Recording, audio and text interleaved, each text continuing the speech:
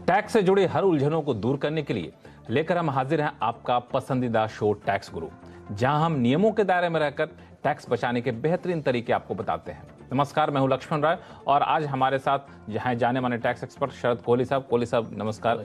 और इस शो में कोहली साहब आपके लिए कई सारे ऐसे टिप्स बताएंगे जिससे आपकी टेंशन भी दूर होगी और कुछ पॉकेट में भी फायदा होने वाला है। इसलिए इस शो को देखना बिल्कुल मत भूलिए और अगले आधे घंटे तक हमारे साथ जुड़े रहिए, क्योंकि इस शो में हम बताने वाले हैं कि फेसलेस असेसमेंट प्रोसेस में हुए बड़े बदलाव, अब नहीं चलेगी अधिकारियों की मनमानी, विदेशों में हुई कमाई तो कैसे बचाएं टैक्स, अंडर कंस्ट्रक्शन प्रॉपर्टी पर लिया है लोन तो पोजीशन से पहले ब्याज पर कैसे पाएं टैक्स छूट। इन सारे मुद्दों पर बातचीत करेंगे, लेकिन सबसे पहले बात इनकम टैक्स रिटर्न की। जिन लोगों ने इनकम टैक्स रिटर्न फाइल कर दिया है, अब कईयों के मन में ये चिंता होती है कहीं उनका केस स्क्रूटनी में तो नहीं आ गया, स्क्रूटनी में आ गया तो फिर नोटिस आएगा, इनकम टैक्स विभाग को जवाब देना पड़ेगा। तो फिर राहत की बात ये निकल कर आती है कि फेसलेस असेसमेंट है तो दफ्तर के चक्कर नहीं काटने होंगे। लेकिन फेसलेस असेसमेंट में भी कई बार ऐसा देखने को मिला कि इनकम टैक्स पेयर्स की परेशानी बढ़ जाती थी। तो अब एक नया एसओपी या फिर कहें नई गाइडलाइन इनकम टैक्स विभाग ने जारी की है, जिससे फेसलेस असेसमेंट को और ज्यादा सुविधाजनक बनाया गया है इनकम टैक्स पेयर्स के लिए।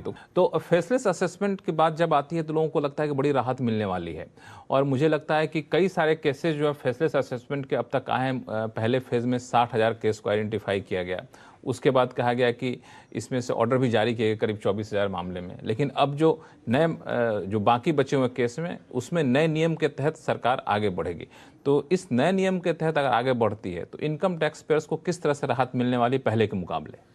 देखिए लक्ष्मण, बहुत सारी शिकायतें आती थी कि फेसलेस असेसमेंट बहुत अच्छा है, जब लाया गया था, जिस मंशा से लाया गया था बहुत अच्छा था, पर उसमें टैक्स पेयर्स को ऐसा लगता था कि हमारे साथ कभी कभी नाइंसाफी हो रही है।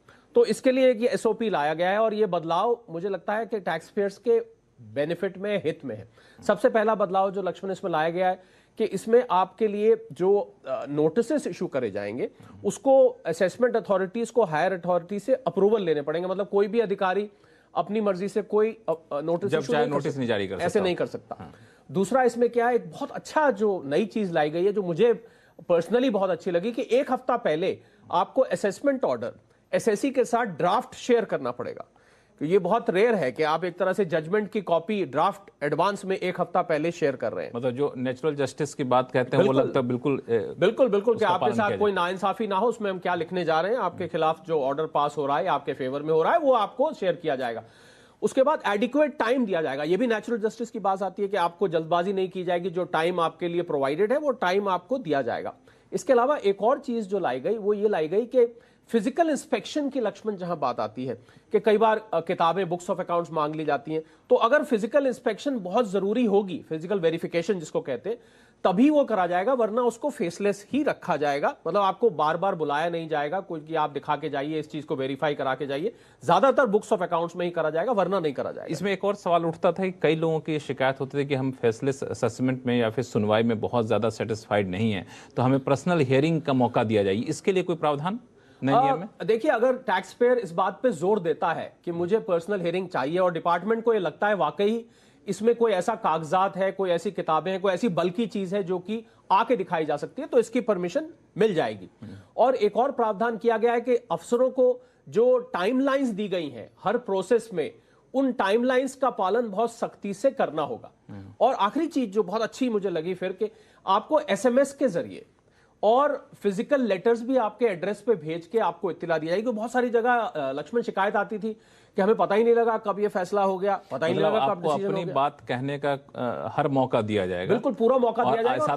साथ में ये भी कहा जाए कि आपको ये भी मौका नहीं दिया जाए कि आप आरोप लगा सके कि इनकम टैक्स विभाग ने हमारे ऊपर ज्यादती कर दी, हमारी बात नहीं सुनी, हमारे खिलाफ ऑर्डर जारी कर दिया। बिल्कुल आपके एसएमएस के जरिए चिट्ठी आपके घर पर आएगी, नोटिस आएगा, इत्तला पहुंचनी बहुत जरूरी है। ये तो बड़ा ही फायदा हुआ इनकम टैक्स। बिल्कुल। और मैं जब ये सारा देख रहा था और फेसलेस असेसमेंट की प्रक्रिया को देख रहा था, तो मैं कभी कभी अपने आप को कुछ लाइनें लिखने से रोक नहीं पाता। लिखा हो तो बताइए, आपकी इजाजत हो तो मैं लिख दूं। मैंने फेसलेस के लिए खास ये लिखा है और मैं उम्मीद करता हूं जिन लोगों को राहत मिलेगी उनको पसंद भी आएगा।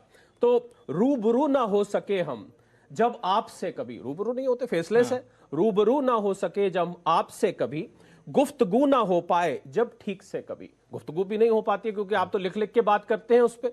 गुफ्तगू भी ना हो पाए जब ठीक से कभी, रुसवा तुम ना होना फेसलेस से अभी, रुसवा बात, तुम ना होना, क्या मतलब टैक्स पेयर्स नाराज ना हो जाएं फेसलेस से अभी। और आखिर में बोला तब आके थाम लेंगे हाथ आपका तभी, तभी उसी समय ये जो एसओपी आए हैं कि हम आपका आके हाथ थाम लेंगे। बिल्कुल, तो मुझे लगता है कि इस पूरे फैसले के नई स्कीम का पूरा अपने आसान शब्दों में जो लाइनें लिखी हैं बहुत ही बेहतरीन है। जी बिल्कुल, मैंने कहा टैक्स पेयर्स के लिए बहुत सारे लोग लक्ष्मण बहुत चिंतित थे फेसलेस को लेकर, मतलब जितने इसके फायदे आए थे, जब इसको अप्लाई करा गया तो इसमें कहीं ना कहीं बीच में दिक्कतें लोगों को आई, उसी से मैंने बात निकाल के ये कुछ लाइनें लिखी। बहुत बढ़िया। चलिए, इस बीच कई सारे फोन कॉल्स हमारे पास आ रहे हैं। सबसे पहले चलते हैं वाराणसी, जहां से डीके सिंह साहब हमारे साथ फोन लाइन पर जुड़ चुके हैं। डीके सिंह साहब नमस्कार। हाँ नमस्ते सर, नमस्ते। कैसे हैं आप? मैं सब बहुत बढ़िया, और आपके लिए, आप लोग कैसे हैं? ये हम लोग सब बहुत अच्छे हैं। बताइए क्या उलझन है आपके पास? मेरे दो सवाल है सर। जी, पहला सवाल पूछिए, फिर जवाब है देंगे, फिर आपको दूसरा सवाल पूछिएगा। बहुत बढ़िया, बहुत बढ़िया। कि पहला है कि अगर मैं टैक्स पेयर हूँ और किसी साल इनकम टैक्स लिमिट से नीचे है, ठीक है, तो क्या ITR फाइलिंग अवॉइड कर सकते हैं उस साल में?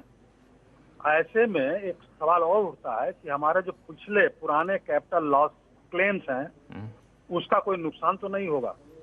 इसका अगर उल्टा किया जाए, अगर टैक्स पेयर नहीं है और किसी साल इनकम जो है टैक्सेबल रेंज में है, तो क्या उस साल का ITR फाइल करके अगले साल फिर हम बंद कर सकते हैं? ठीक है, आपका सवाल का जवाब मिलेगा। कोहली साहब, अच्छा सवाल, बहुत अच्छा सवाल है। बहुत सारे खासकर लक्ष्मण जो रिटायर्ड लोग होते हैं वो ये बात जानना चाहते हैं, किसी किसी साल में इनकम ऊपर नीचे हो जाती है। तो सिंह साहब देखिए, अगर इनकम बिलो टैक्सेबल है तो ये बात सच है कि रिटर्न फाइल करने की जरूरत नहीं होती है, पर अब आयकर में और रूल्स में कुछ ऐसे क्लॉजेस डाले गए हैं।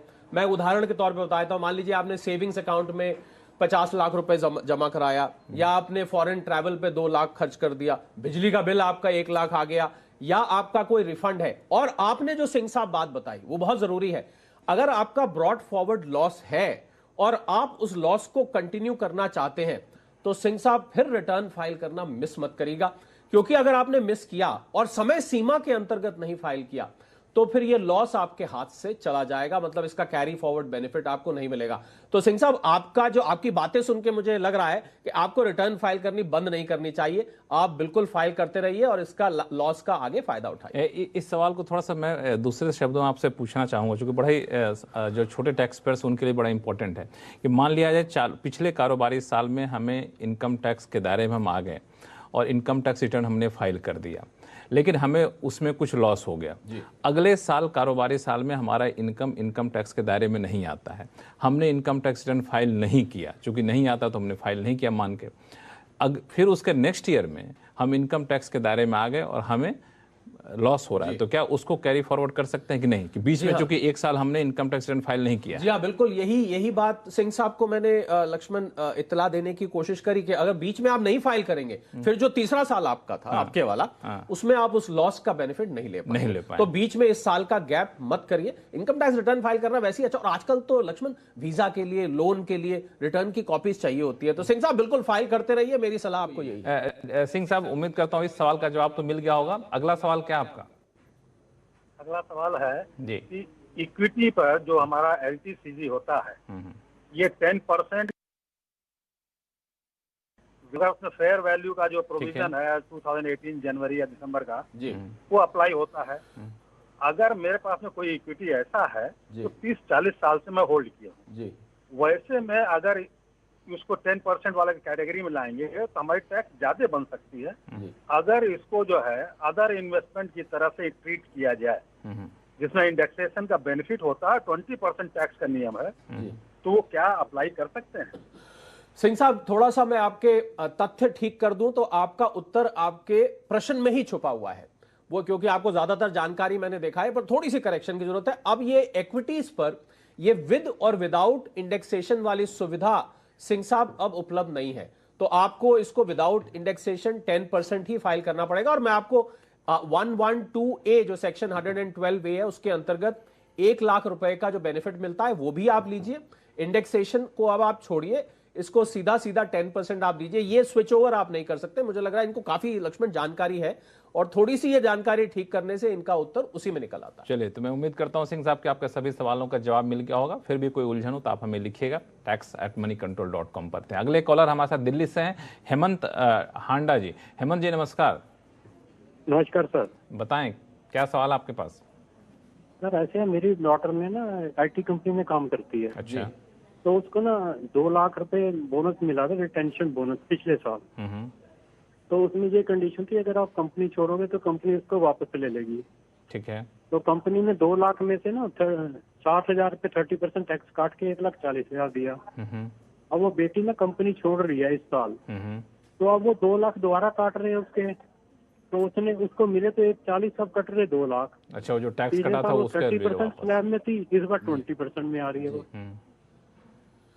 तो हेमंत जी, पहली बात तो ये लाजमी बात है, अगर बोनस मिला था लक्ष्मण ज्वाइन करते टाइम तो कहीं और बेहतर जॉब मिल रही होगी, तभी वो 2 लाख छोड़ने को तैयार है। तो कह रहे हैं कि स्लैब 30% से 20% पे आ रहे हैं अब तो। अच्छा, खैर कोई और कारण रहा होगा, वो उसको बात को छोड़ते हैं।